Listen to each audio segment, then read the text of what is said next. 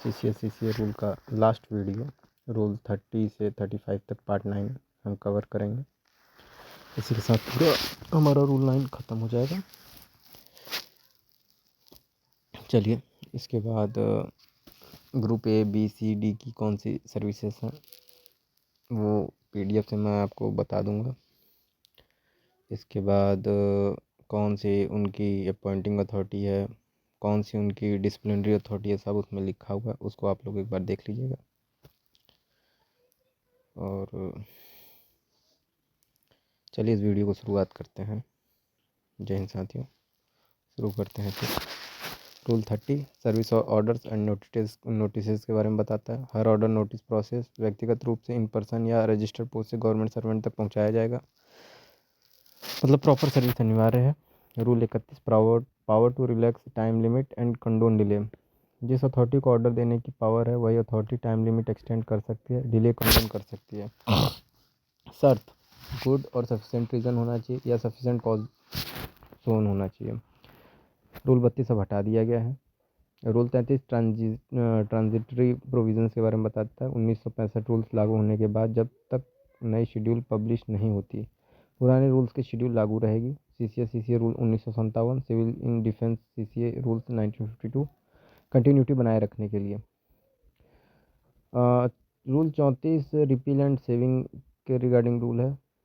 34 से एक रिपील के बारे में बताता है और 1957-52 के रूल्स रिपील जहां इनकंसिस्टेंट सेविंग प्रोविजन पहले किए गए काम प्रभावित नहीं होंगे।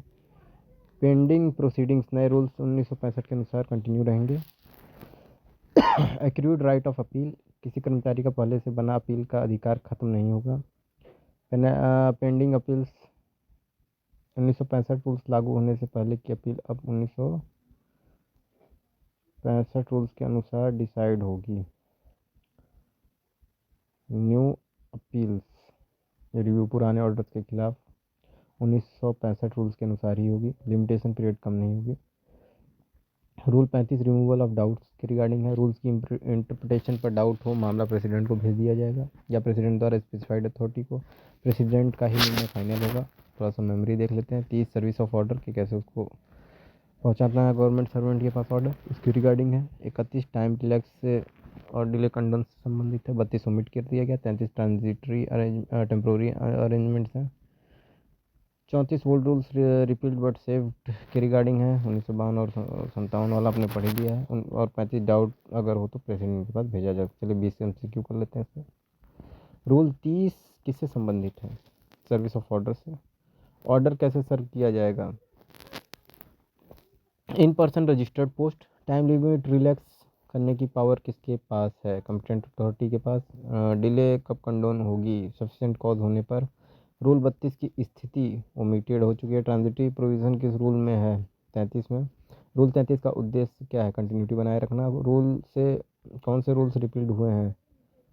1957 1952। रिपील का असर past action saved. Pending proceedings new rules से कंटिन्यू रहेंगे। एक्यूर्ड राइट्स ऑफ अपील सुरक्षित रहेंगे। पेंडिंग अपील्स किस रूल से डिसाइड होगी? New rules 1965। ओल्ड ऑर्डर के खिलाफ नई अपील न्यू रूल से। लिमिटेशन पीरियड कम नहीं होगा।